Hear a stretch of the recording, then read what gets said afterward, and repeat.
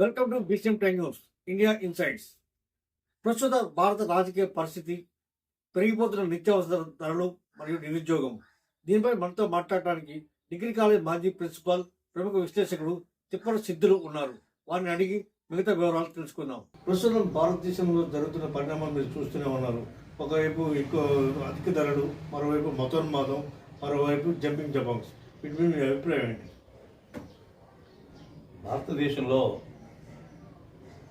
ప్రస్తుత పరిస్థితిని నేను పరిశీలన చేసినట్లయితే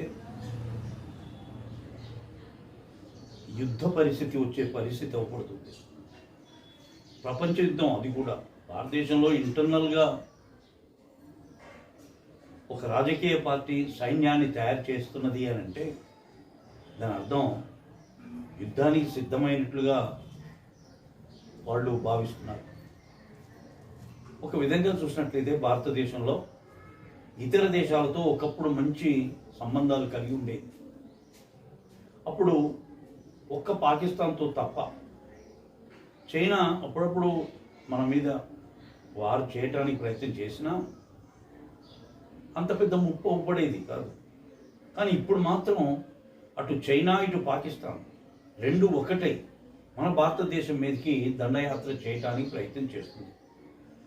ఒక మనిషి ఇంకొకరి మీద దండయాత్ర చేయాలంటే ఆ ఎదురు వ్యక్తి యొక్క లూ పాయింట్స్ను కట్టి వాడు దండయాత్ర చేయడానికి ప్రయత్నం చేస్తాడు. అది ఎగ్జాంపుల్. అది అదేవిధంగా మనం ఈనాడు ఒంటరైతున్నాం. కారణం ఏంటంటే 2047కి భారతదేశం మిలియన్ల కొద్ది సంపాదన వచ్చి భారతదేశం అభివృద్ధి చెందుతుంది అని చెప్పేసి ప్రధానమంత్రి గారు చెప్తున్నారు. చాలా తప్పుడు విధానం. కారణం ఏంటంటే మనం ఏ రూపంలో అభివృద్ధి చెందుతాం అనేది కావాలి. అది లేకపోవడం, ఇది ఏదో మనుషులను మభ్యపెట్టడానికి మాత్రమే ఈ స్లోగన్స్ ఇవ్వడం, అది మంచి పద్ధతి కాదు. ఎకానమీలో మనమంతా కూడా వెనకబడి ఉన్నాం. మన వస్తువులు ఇతర దేశాలకు పోవడానికి, వాళ్ళు ఒక్కొక్కప్పుడు మనల్ని రిజెక్ట్ చేయడానికి కూడా ప్రయత్నం చేస్తున్నారు. మరి ఆనాటి స్నేహం ఇతర దేశాలతో మన భారతదేశం ఏమైపోయింది ఇప్పుడు?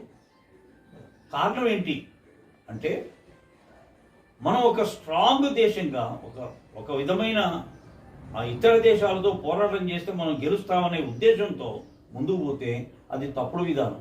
ఆర్థికంగాను మొదలు బలపడు, ఉద్యోగ అవకాశాలు అందరికీ కల్పించు, నీటి వసతి వ్యవసాయ రంగానికి తాగటానికి కావలసిన పరిస్థితులు కల్పించు, రోడ్లు వేయటానికి ప్రయత్నం చేయి, అన్ని చోట్ల ట్రాన్స్పోర్ట్, రైల్వే కానీ తర్వాత బస్సులు కానీ తదితరమైన ట్రాన్స్పోర్ట్లో అభివృద్ధి చేయి. ఇది మొదలు చూసుకోవాలి. మనం ప్రతి ఒక్కరూ ఇండస్ట్రీ పెట్టడానికి ప్రయత్నం చేయాలి.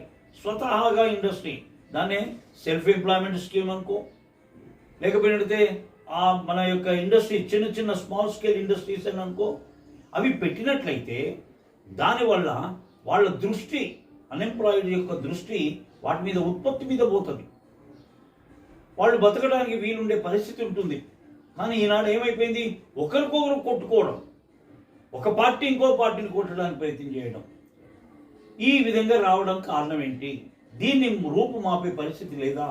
ఎలక్షన్ల వరకు మాత్రమే నీ పగలు ద్వేషాలున్నా ఎలక్షన్ల తరువాత అవే కంటిన్యూ అవడం అనేది మంచి పద్ధతి కాదు కదా. దీన్ని మనం పోరాటం చేసి దీన్ని తగ్గించాలి. ఆనాడు నెహ్రూ గారి ప్రభుత్వంలో పంచశీల సూత్రం అని చెప్పేసి ప్రపంచానికి ఇచ్చాడు. అన్ని దేశాలు కూడా ఆ పంచశీల సూత్రం వల్ల శాంతిని నెలకొల్పాయి. ఈనాడు ఏమైపోయింది? ఆ సూత్రాలు ఏమైపోయాయి? కారణం ఏంటంటే మనం ద్వేషాలతో, రాజకీయం ఎప్పుడైతే ఎలక్షన్ల కోసం పోరాటం చేస్తుందో ఆ ఎలక్షన్లు డబ్బుతో పోరాటం చేస్తున్నారు. డబ్బు వల్లనే వీళ్ళు గెలుస్తున్నారు తప్ప మంచి ఉద్దేశంతో మంచి వ్యక్తిని ఏది నిలబడాలి, మంచి వ్యక్తిని ఎన్నుకోవాలి అనేది ప్రజలలో ఎక్కడ ఏ కోసన కూడా నాకు తెలిసినంత వరకు ఎక్కడ లేదు. ఆనాటి రోజులలో ఒక మంచి వ్యక్తులు ఉండేవాళ్ళు. ఇప్పటికీ నాకు కొంతమంది గుర్తు, తన ఆస్తులను కూడా అమ్ముకొని ప్రజల కోసం, బీద వాళ్ళ కోసం పోరాటం చేసిన వ్యక్తులు మంచి రాజకీయ నాయకుల్లాగా ఉండేవాళ్ళు.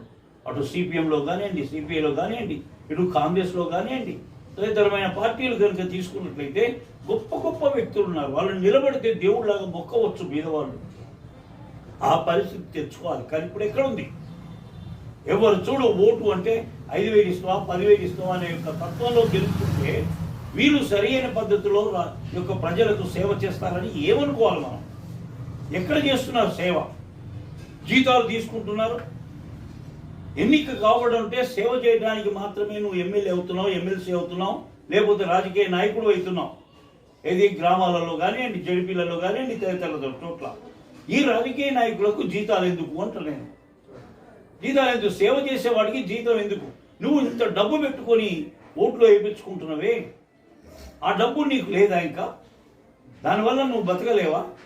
నీవు తిరిగి శాలరీస్ ఎందుకు? నీకు కోట్ల కొద్ది డబ్బులు అవును కదా గుమ్మరించి మళ్ళీ అదే డబ్బులు లాగడం కోసం నువ్వు పైరవీలు చేయడమో, కాంట్రాక్టులు పట్టడమో, పర్సంటేజ్ చేయడమో, 10 రూపాయలు ఉండే ఒక రోడ్డు అవును కదా 2 నెలలు ఆగితే అది 20 రూపాయలకు అవుతుంది. అది అంటే ఆ విధంగా నువ్వు రేట్లు పెంచుతున్నావు.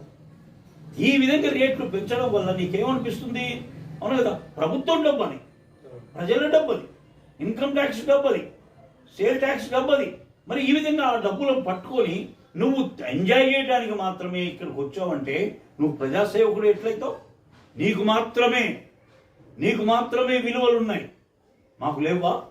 మామూలు ప్రజలకు లేవా విలువలు? మరి అటువంటి పరిస్థితిలో ఈ భారతదేశం ఎటువంటి పరిస్థితి ఎదుగుతున్నది అంటే, అటు చైనా మన మీద దండయాత్ర చేయడానికి ప్రయత్నం చేస్తున్నది, ఇటు పాకిస్తాన్ మన మీద దండయాత్ర చేయడానికి ప్రయత్నం చేస్తున్నది. కొద్ది కాలంలో అవును శ్రీలంక కూడా అదే పరిస్థితికి ఏర్పడ్డది. అవునా మిజోరం అదే పరిస్థితికి వచ్చింది. మరి ఇవన్నీ దేశాలు మన మీదకి దండయాత్ర చేయడానికి కారణం ఏంటంటే ముఖ్యంగా మనం మన వీక్నెస్ను చూసి ఎవరైతే గెలిచిన పార్టీ ఉంటుందో సైన్యం తయారు చేసుకుంటుందట. ఇది ఎక్కడ రాజ్యాంగంలో ఉంది చెప్పండి? రాజ్యాంగాన్ని రూపుమాపి నీ ఇష్టం ఉన్న పద్ధతుల్లో పోవడానికి ప్రయత్నం చేసే రాజకీయ నాయకులను మనం ఎండగట్టాలి. రాజ్యాంగం అనేది అంబేద్కర్ గారు ఒక మాత్రమైన ఉద్దేశంతో ఎన్నో దేశాలు తిరిగి వాళ్ళ రాజ్యాంగాలను దృష్టిలో పెట్టుకొని మనకు రాజ్యాంగాన్ని ప్రసాదం చేశాడు. అటువంటి రాజ్యాంగంలో మనం బతకాలి, బీదవాళ్ళు బతకాలి. బీదవాళ్ళు అవుతున్నారో రాజకీయంలో రావాలి. రాజకీయంలో వచ్చిన వాడు న్యాయంగా, నిజాయితీగా, మంచితనంతో, ప్రేమతో, అభిమానంతో బ్రతకాలి. అది రాజకీయ నాయకుడి యొక్క తత్వం. అది ఎక్కడుందని చెప్పండి? మరి అటువంటి పరిస్థితిలో రాజకీయం అవుతుందో మనం నమ్మాలంటే చాలా కష్టంగా ఉంది. ఈ పరిస్థితిలో భారతదేశాన్ని మనం గట్టి చేసుకోవాలంటే అందరూ అర్థం చేసుకోవాల పరిస్థితి ఏర్పడుతుంది. ప్రతి ఒక్కరు కూడా ఓటుకు డబ్బు తీసుకున్నాడు అని అంటే వాడు భారతదేశస్తుడు కాదు, వాడు భారతీయుడు కాదు. అది ఎప్పటికప్పుడు లాభాలు ఒకరి నెత్తి మీద చేయి పెట్టి లాభాలు పొందడానికి ప్రయత్నించే వ్యక్తిగా మనం భావించాలి. అంచేత ఒకప్పుడు మన అర్థశాస్త్రంలో ఒక పదం ఉంది, లాభము అనే పదాన్ని కనుక ఎవడైనా ప్రయత్నం చేస్తే అది దోపరికము, దొంగ, వాడే మనం దోచుకుంటున్నాడు అనే పదం ఉన్నది. అంటే అండి లాభము అనేది దోచుకోవడానికి ప్రయత్నం. ఒకప్పుడు మావో తన దేశంలో అభివృద్ధి చెందడానికి దేశం అభివృద్ధి చెందడానికి ఆయన పేరు రావడం కోసం కాదు, మధ్యాహ్నం వరకు పాఠాలు చెప్పించి అదే పిల్లలతో మన యంత్రాల మీద పని చేపించి ఆ వస్తువులను ఉత్పత్తి చేయించి దాన్ని ఇతర దేశాలకు పంపాడు. చేసి ఆ ఇతర దేశాల నుంచి వచ్చిన ఆదాయంతో దేశాన్ని బాగు చేశాడు, అభివృద్ధి చేశాడు. అది చైనా దేశం. మరి ఈనాడు ఏమైపోయింది? అది మనం అల్లకల్లోలమైన విద్యా వ్యవస్థ, దేనికి పనికిరాని విద్యా వ్యవస్థ. ఒక పిల్లవాడు డిగ్రీ చేసి బయటకు వచ్చాడు అని అంటే వాడికి ఏ ఉద్యోగం దొరకదు. కారణం ఏంటి? వాడికి ఏ ఉద్యోగం చేయాలో వాడికి అర్థం కాదు. సార్ నేను డిగ్రీ చేసిన, దేనికి చేసినావు డిగ్రీ? తెలుగులో చేసినావా, ఇంగ్లీష్లో చేసినావా, హిందీలో చేసినావా, ఉర్దూలో చేసినావా, దేంట్లో చేసినావు? సార్ తెలుగులో చేసినా, నువ్వు పనికిరావు పో. సార్ నేను ఇంగ్లీష్లో చేసినా, నాకు వద్దే వద్దు పో. అది కాదు కావాల్సిన టెక్నాలజీ ఇంక్లూడ్ అయిన ఎడ్యుకేషన్ చైనాలో ఆనాడు మావోనే ఇంక్లూడ్ చేశాడు. మనకు తెలివి లేదా? రష్యా అభివృద్ధి చెందింది అంటే ఇతర దేశాలతో పోరాటం చేసి ఇప్పుడు మనల్ని అభివృద్ధి చెందాలని ప్రయత్నం చేస్తుంది. ఏంది ఆ పరిస్థితి? ఏంటిది? ఎందుకు వచ్చినట్టు ఆ పరిస్థితి? అంటే ఒక మనిషి అభివృద్ధి చెందాలని కాదు, ఒక మనిషిని అవయవాన్ని బానిసగా చూడాలని, ఆ దేశాన్ని దాని దేశం మీద చేయి పెట్టాలని, ఆ దేశాన్ని సర్వనాశనం చేయాలని ప్రయత్నం చేస్తున్న ఈ రాజకీయ నాయకుల వ్యవస్థ ఏతుందో మంచితనంతో ప్రేమతో యువకులందరూ కూడా గ్రహించి కదా ఒక గొప్ప పేరు తీసుకురావాలి మన భారతదేశానికి. అయితే ఈనాడు గెలిచిన ప్రభుత్వాలు ఏతున్నాయో వాళ్ళ స్వతహాగా వాళ్ళ యొక్క వ్యవస్థను నడపడానికి ప్రయత్నం చేస్తున్నారు. వాళ్ళ యొక్క ఏది దాన్ని అంటాం మనం ఏంటంటే వాళ్ళ గుర్తింపు ఉండాలని ప్రయత్నం చేస్తున్నారు. ఆ గుర్తింపు ఏంటి? మొన్నటి వరకు మన యొక్క గంగా నది మీద జరిగిన కోట్ల కొద్ది కుంభమేళలో కోట్ల కొద్ది వ్యక్తులు వచ్చారు, స్నానం చేశారు, ఎంతో మంది చచ్చిపోయారు. ఎవరు బాధ్యులది? ఎవరు బాధ్యులది? ఈనాడు ఆ నీరు అవుతుందో ఈ యొక్క స్నానం చేసిన వాడికి అంటు రోగాలు వచ్చే పరిస్థితి ఉంది. సరే, అది పక్క పెడదాం. మరి నువ్వు మొదలు చూసుకోవక్కర్లేదా? నీకు అనుభవం లేదా? మరి అటువంటిప్పుడు ఎందుకు ఆ విధంగా చేయాలి? అంటే దాన్ని డివిజన్ చేయడానికి ప్రయత్నం చేస్తే బాగుండేది. అందరిని ఒక దగ్గరికి పంపించి స్నానం చేయండి అంటే చావపోతే ఏం చేస్తారు? ఆ చచ్చేది ఎవరు గుర్తింపది? ఒక మనిషి వచ్చి స్నానం చేయడం చావడం కోసం వచ్చాడా? నువ్వేం చేస్తున్నట్టు చీఫ్ మినిస్టర్గా? నువ్వేం చేస్తున్నట్టు నీ రాజ్యాంగంలో నీ చేతి కింద ఉండే యొక్క పోలీసు కానివ్వండి, నీ చేతి కింద ఉండే యొక్క వ్యక్తులు కానివ్వండి, ఏం చేస్తున్నట్టు? ఇంతమందిని చంపావే అంటే నువ్వు దొంగ కాదా? నువ్వు హత్యాకారుడు కాదా?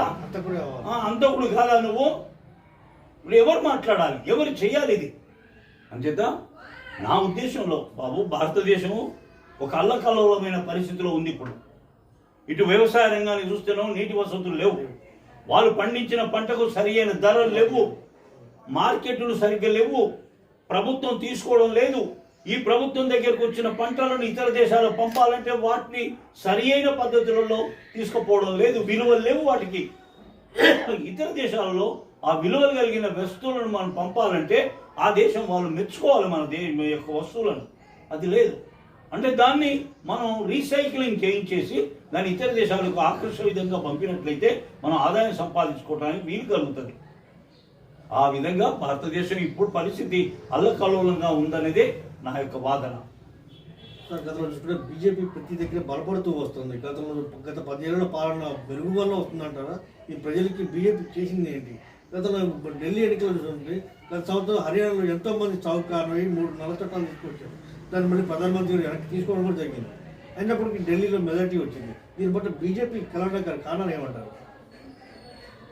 బీజేపీ ఒక భారతదేశం యొక్క వ్యక్తుల మీద మెదడులో పెట్టిన వ్యవస్థ ఏంటంటది రాముడు, హిందూ మతము, ఇది మాత్రమే పెట్టి రాముడు ఏమైనా మన కదా, మనం కనుక రాముడికి ఓటు అయిపోతే మన మీద ఏదైనా భయం వస్తుంది, లేకపోతే బాధ కలుగుతుంది, మనల్ని అభివృద్ధి చేయడు, రాముడు మనల్ని చూడడు, మనకు ఆశీర్వచనం ఇవ్వడు.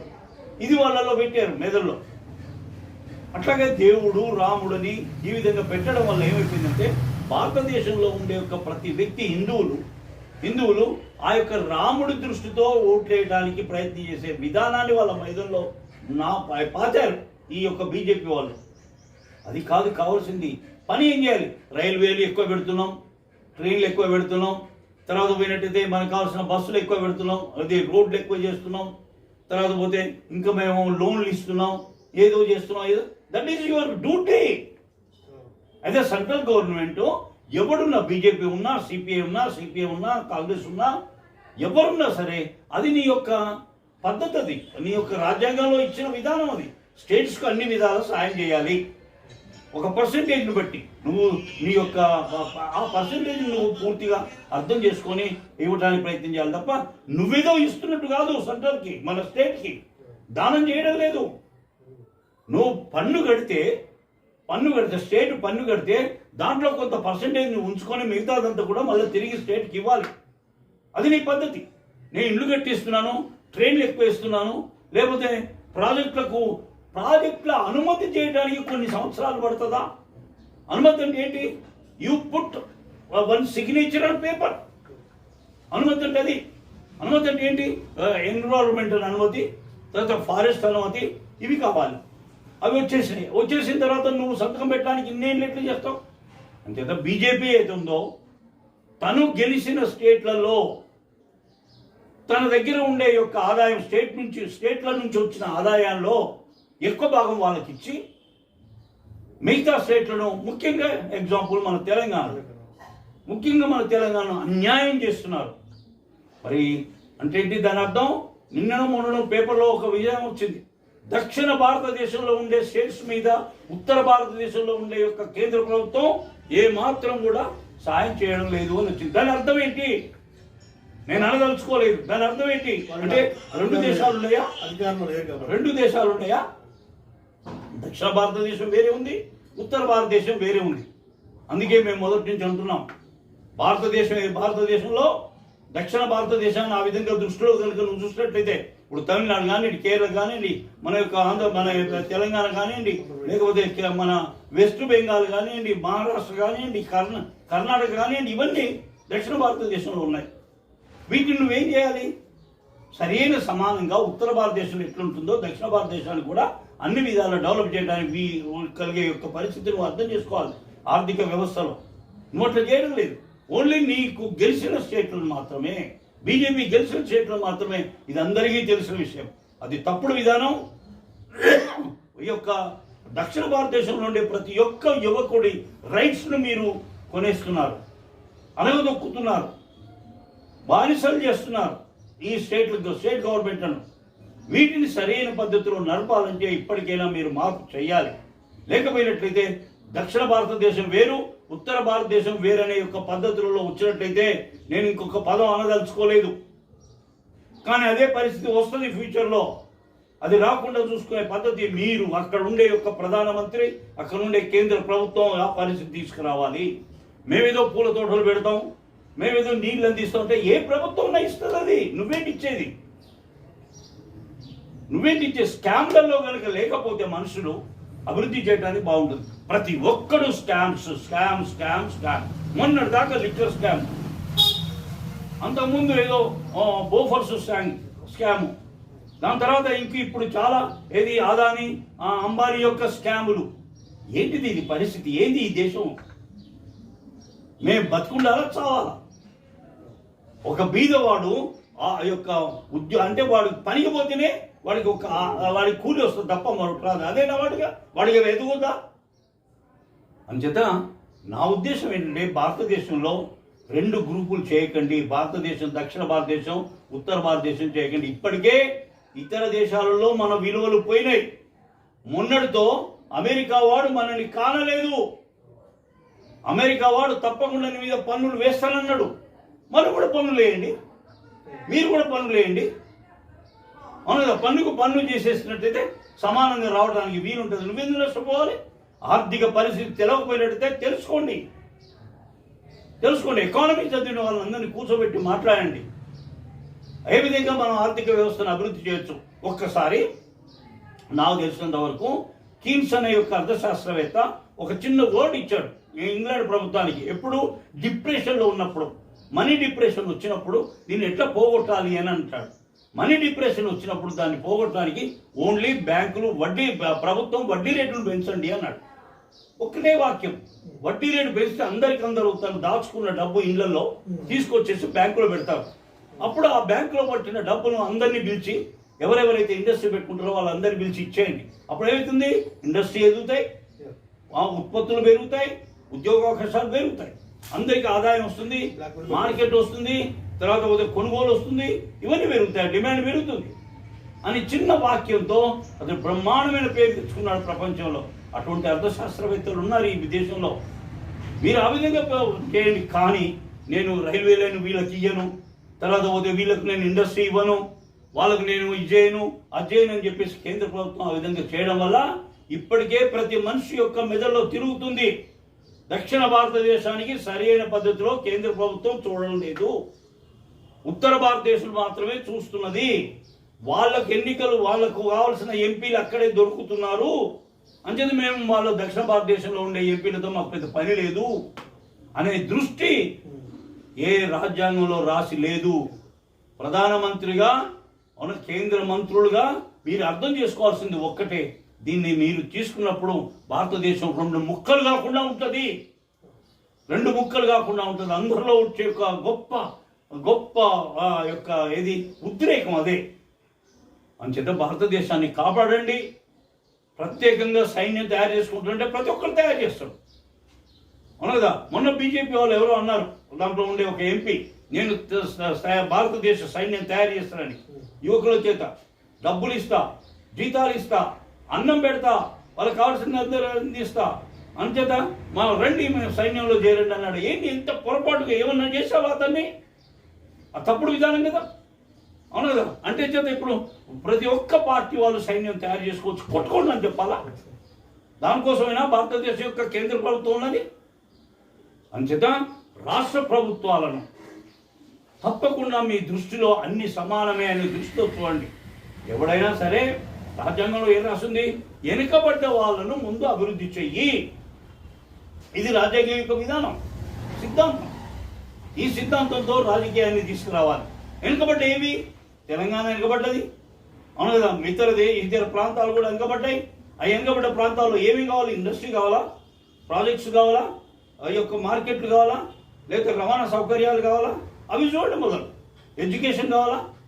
ఎడ్యుకేషన్ సిస్టమ్ను కూడా ఇప్పుడు మీరు ఈ 5 ఏళ్ల మధ్యలో దాన్ని గట్టిగా పట్టుకొని మేమే నడపాలనే ప్రయత్నం చేస్తుంది కేంద్ర ప్రభుత్వం. ఇది ఎంత తప్పుడు విధానం అండి.